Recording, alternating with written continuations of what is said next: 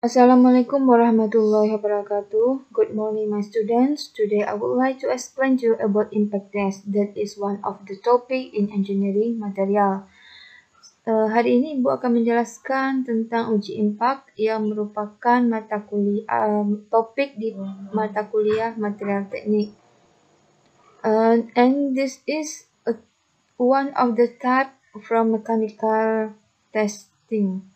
Beside hardness test and tension test. Dan ini termasuk salah satu pengujian mekanik di samping uji tarik dan uji keras yang sudah dijelaskan sebelumnya. Now please focus to this picture, especially in oil tanker. Jadi sekarang fokus kepada gambar di slide, khususnya yaitu kapal tankernya. What is the condition from the oil tanker? Apa yang terjadi pada kapal tankernya? Badan kapal mengalami patah yang disebabkan karena menumbuk sesuatu atau ditumbuk sesuatu. Nah, fenomena ini adalah fenomena impact.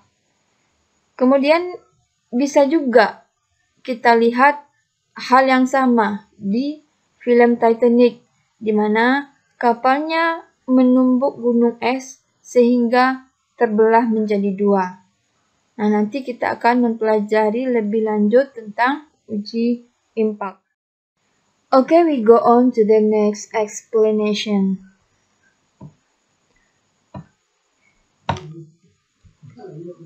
Nah, pengujian impact diciptakan dikarenakan para peneliti ingin melihat karakteristik patahan pada material secara khusus dan juga melihat potensial patahan tersebut, seperti deformasi pada temperatur rendah, temperatur tinggi, atau variasi temperatur.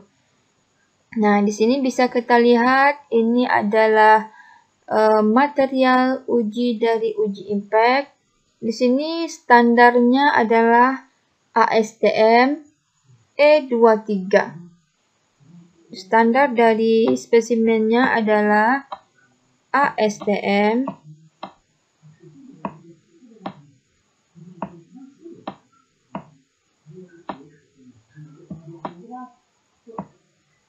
E23.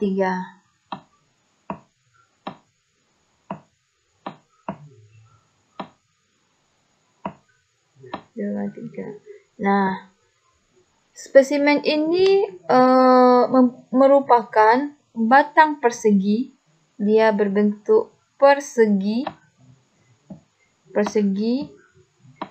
Kemudian dengan sisinya yaitu 10 mm dan juga dia diberi takikan. Nah, ini dinamakan notch, yaitu takikan. Nah, nanti patahan di sini akan terjadi di sini. Kemudian ini adalah mesin uji impact. Ini posisi nolnya. Hammer. Ini dinamakan dengan hammer. Kemudian ini skalanya. Kemudian di sini pointernya, penunjuk. Nah, nanti hammer akan diberikan awalan dan diposisikan pointernya. Kemudian dilepaskan. Nah, di sini spesimen, si hammer akan menghantam spesimen. Akhirnya spesimen akan patah. Nah, nanti akan ada perbedaan ketinggiannya.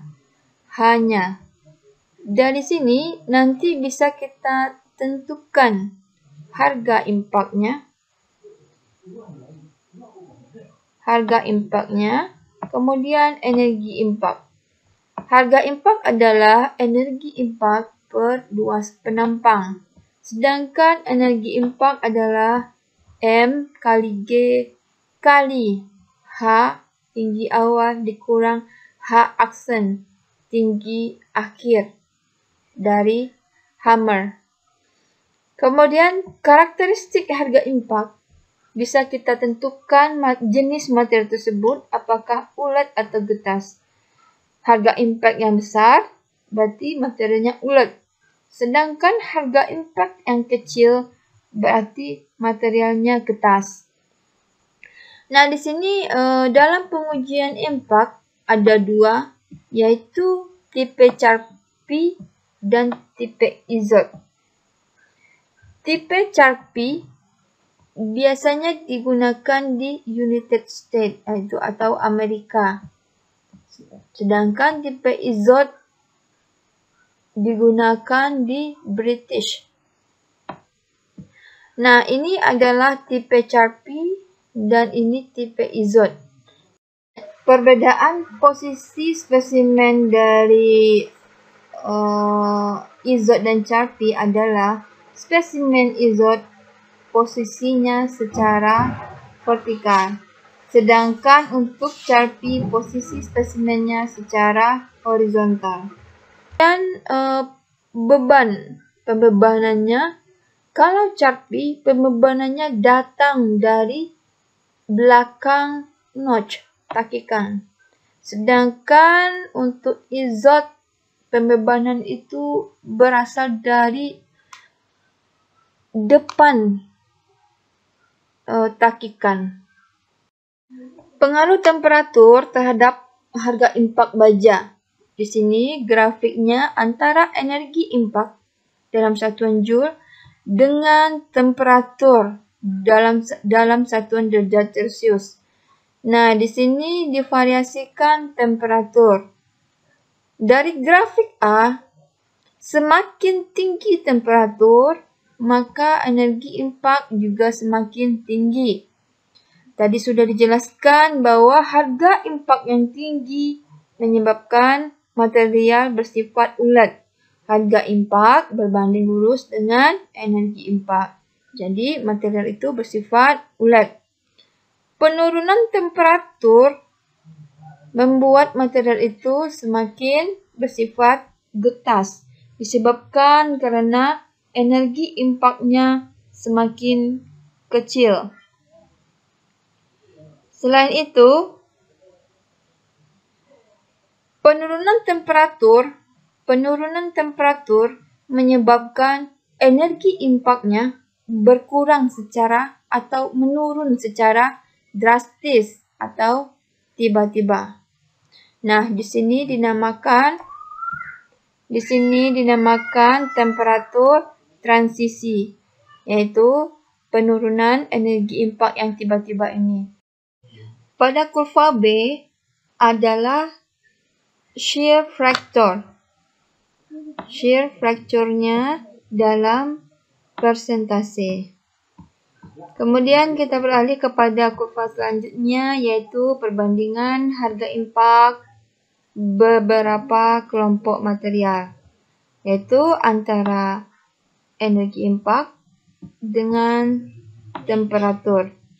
Nah, di sini kelompok materialnya ada low strength FCC dan HCP metals dan low strength steels BCC dan juga high strength material. Low strength dengan sesatuan FCC dan HCP contohnya adalah aluminium, tembaga, dan kebanyakan logam lainnya dengan sesatuan HCP. Selanjutnya, untuk high strength material contohnya adalah pada baja dengan kekuatan yang tinggi dan juga titanium. Kemudian selebihnya adalah low strength steel, baja dengan kekuatan rendah tapi mempunyai sesatuan BCC. Nah, di sini dapat kita lihat bahwa low strength dengan FCC dan HCP serta high strength material, dia tidak berubah menjadi getas pada suhu rendah karena dia tidak mempunyai temperatur transisi. Sedangkan low strength steels untuk sesatuan BCC dengan temperatur yang semakin rendah, maka dia akan mengalami atau sifatnya berubah menjadi getas. Dikarenakan dia mempunyai temperatur transisi. Kita beralih selanjutnya, yaitu pengaruh kadar C terhadap energi impak pada berbagai temperatur. Di sini pada grafik ini yaitu ada energi impak dan variasi temperatur. Kemudian juga di sini ada variasi kadar C. Nah, di sini bisa kita lihat bahwa semakin tinggi kadar C dari suatu material, maka sifat dari material tersebut sulit untuk berubah. Sedangkan semakin rendah persentase kadar C-nya, maka semakin mudah juga material tersebut berubah sifat. Contohnya adalah pada baja dengan kadar C-nya tertinggi di sini 0,67, dia akan sulit untuk berubah sifat walaupun temperaturnya diturunkan. Sedangkan untuk baja dengan persentase 0,01, dia mudah untuk berubah sifat dengan temperatur yang semakin rendah. Hal ini disebabkan karena pada persentase karbon yang rendah, material tersebut mempunyai energi impak atau energi transisi, di mana ketika temperatur diturunkan, maka energi impak dari material tersebut juga turun secara drastis. Nah, selanjutnya kita bisa lihat morfologi patahan spesimen impak.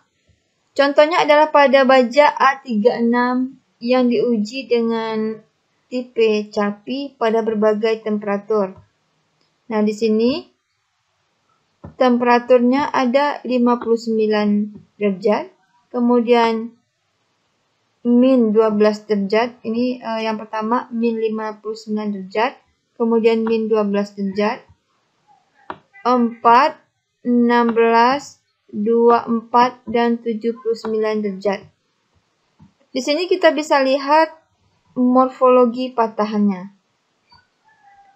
Material dengan temperatur terendah di sini, di contoh ini, yaitu di min 59 derajat, maka material tersebut bersifat getas.